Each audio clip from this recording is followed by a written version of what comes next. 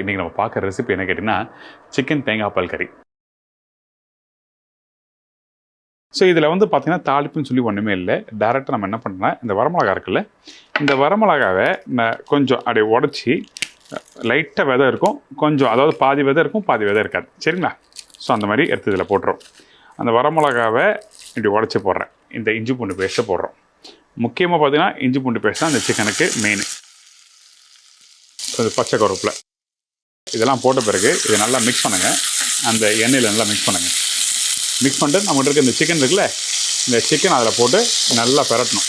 மெயினாக தான் தேவையான அளவுக்கு கொஞ்சம் உப்பும் போடுறோம், கொஞ்சோண்டு தண்ணி. இப்போது இந்த வெங்காயத்தை இப்போ கொஞ்சமாக அப்படி மேலே போடுறேன். இந்த சிக்கன் 99% வேகிறதுக்கு கொஞ்சமாக தண்ணி ஊற்றுறேன். அதிகமான தண்ணி வேண்டாம். இப்போது இந்த சிக்கன் நல்லா வெந்திருக்கும். இந்த ஹாவிலேயே நமக்கு தெரியும் அந்த வாசம். இன்னொன்று பார்த்தீங்கன்னா, இந்த இடத்துல இதை சாப்பிடும்போது பார்த்தீங்கன்னா உங்களுக்கு வந்து இதை நீங்கள் லைட்டாக டேஸ்ட் பண்ணும்போது ஒரு கல் உப்பு கொஞ்சம் கூட இருக்க மாதிரி தெரியும். அடுப்பு ஆஃப் பண்ணிவிட்டு இந்த தேங்காய் பாலை எடுத்து இப்படி ப்ளேஸ் பண்ணுறேன். அவ்வளோதான்.